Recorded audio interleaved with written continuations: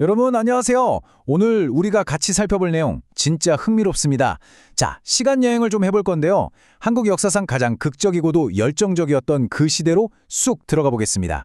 나라의 주권이 벼랑 끝에 몰려있던 구한말, 펜과 지성, 그리고 법이라는 당대 최고의 최신 무기로 어떻게든 국가의 생존을 지켜내려 했던 지식인들의 이야기가 준비되어 있습니다.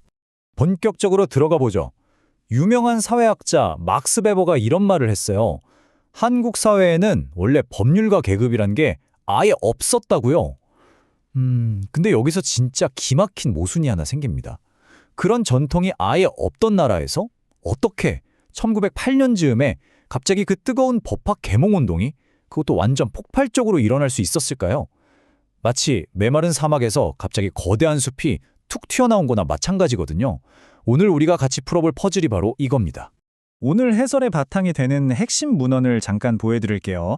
바로 한국 초창기 법률가들이 똘똘 뭉쳐 만들었던 법학협회라는 곳의 롤러코스터 같은 역사, 그러니까 그 탄생부터 몰락 그리고 눈물겨운 재건 과정을 아주 디테일하게 담고 있는 자료입니다. 단순한 옛날 학자들의 점잖은 공부 이야기가 아니에요. 막 나라가 흔들리던 그 엄청난 폭풍우 속에서 어떻게든 권리와 정의의 기둥을 세워보려고 했던 아주 처절한 투쟁기라고 보시면 됩니다.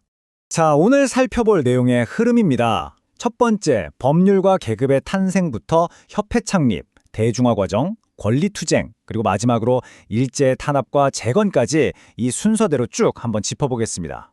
먼저 첫 번째 파트, 한국 법률가 계급의 탄생입니다.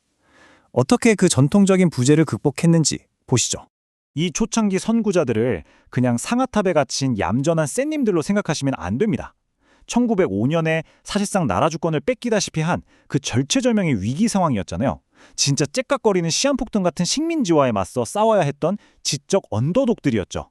재밌는 건요, 이분들이 무슨 엄청난 뼈대 깊은 대귀족이나 최고위 관료 출신이 아니었다는 거예요. 오히려 전통 신분제가 막 무너지는 틈을 타서 새로운 근대적 사고방식을 쫙 빨아들인 사람들이었습니다.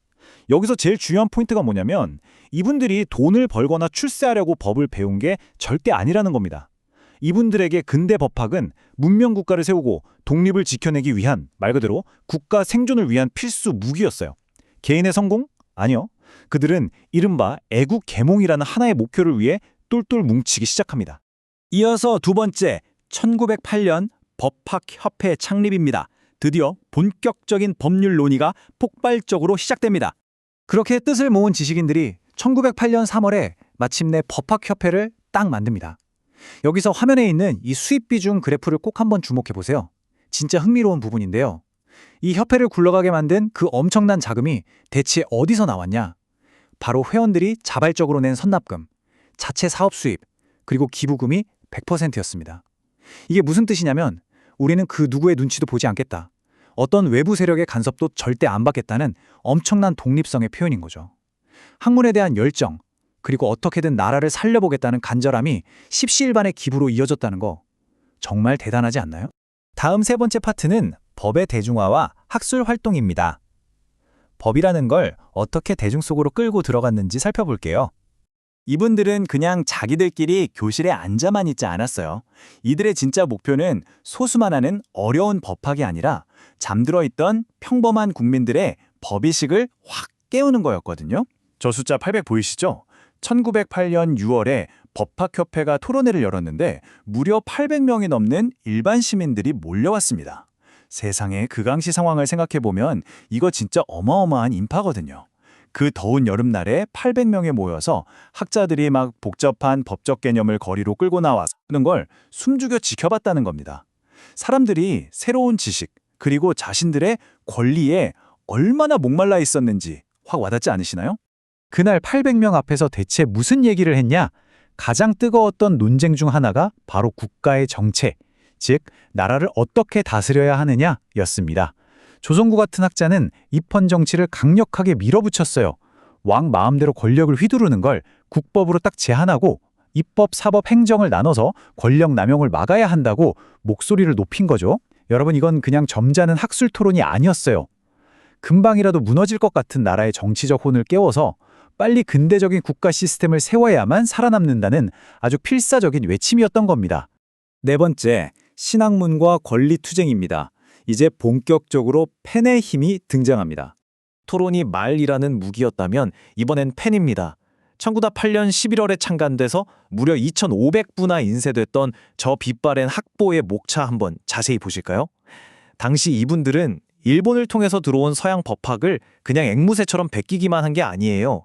자기들만의 아주 세련된 문체랑 전통 한자어를 총동원해서 그 낯설고 어려운 근대 법학 개념들을 치열하게 번역하고 우리식으로 소화해냈습니다. 신학문을 우리 땅, 우리 지식 기반 위에 아주 단단히 뿌리내리게 하려고 했던 진지한 땀방울이 이 페이지마다 뚝뚝 묻어 있습니다. 당시 변형만이라는 분이 쓴 논문에 이런 문장이 나와요. 한번 들어보세요. 법률적 정신은 곧 권리의 정신이라. 권리를 떠나면 법률이 떨어지고 법률을 떠나면 권례가 그 지원을 잃는다. 와, 이거 정말 한편의 시 같으면서도 굉장히 뼈 때리는 말 아닙니까? 이분은 법을 국가가 백성을 통치하는 단순한 도구가 아니라 우리 개개인이 내 권리를 지켜내는 투쟁의 무기로 본 거예요. 서양 강대국들이 저렇게 잘 나가는 이유는 바로 이 권리 정신이 강하기 때문이라면서 잠자는 국민들에게 제발 법률 정신으로 무장하자고 아주 뜨겁게 호소한 겁니다. 이런 투쟁 정신이 아주 정점을 찍는 대목이 바로 여기입니다. 협회 회원이었던 유옥겸 선생이 당대 유럽 최고 법학자인 폰 예링의 명저 권리를 위한 투쟁을 번역해서 잡지에 실었거든요. 정의의 여신이든 저울 없는 칼은 그냥 폭력이고 반대로 칼 없는 저울은 법의 무기력함일 뿐이라는 이 유명한 구절. 그러니까 진짜 정의를 이루려면 가만히 앉아서 법조문만 외울 게 아니라 내 권리를 지키려는 실질적인 힘과 치열한 투쟁이 무조건 따라야 한다는 거예요. 이 파격적이고 급진적인 사상이 당시 우리 지식인들 뒤통수를 세게 때리면서 엄청난 영감을 줬습니다. 마지막 5번째 파트입니다.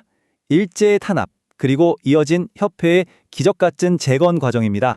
자, 타임라인을 보면서 흐름을 좀 짚어보죠. 그렇게 맹렬하게 타오르던 계몽의 불꽃도 결국 비극적인 역사 앞에서는 어쩔 수가 없었나 봅니다. 1908년에 혜성처럼 등장해서 승승장구하던 협회가 일제가 강제로 만든 학회령 때문에 발목이 딱 잡히더니 1910년 한일 강제 병합과 함께 그대로 칠흑 같은 암흑기 속으로 가라앉고 맙니다. 모든 게 끝난 것 같았죠. 잠깐만요. 끝이 아니었습니다. 놀랍게도 불과 5년 뒤인 1915년 그들이 다시 역사의 무대 위로 뚜벅뚜벅 걸어 나옵니다. 1915년이면 일제의 이른바 무단통치, 그 서슬퍼런 총칼의 시대였잖아요. 그런데도 이분들은 최진이라는 새 회장을 중심으로 다시 뭉쳤고 기어이 학회지를 법학계라는 이름으로 부활시켜버립니다. 그 살벌한 감시 속에서도 몰래 하지만 아주 당당하게 법률 강연회를 열었고요. 새로운 법학도들이 졸업하면 다 같이 축하해주면서 한국 법률가들만의 그 끈끈한 동질성 그리고 저항의식을 아주 단단하게 이어갔어요. 진짜 절대 꺾이지 않는 마음, 바로 지성의 승리였던 거죠. 자, 오늘 우리는 권리라는 단어조차 생소했던 이 땅에 어떻게든 법과 정의의 씨앗을 심어보려 했던 초기 법학협회의 눈물겨운 발자취를 쭉 따라가 봤습니다. 여러분, 한번 상상해보세요. 그 무시무시한 무단통치 아래서도 끝내 펜을 꺾지 않고 다시 잡지를 펴냈던 이 독한 지식인들.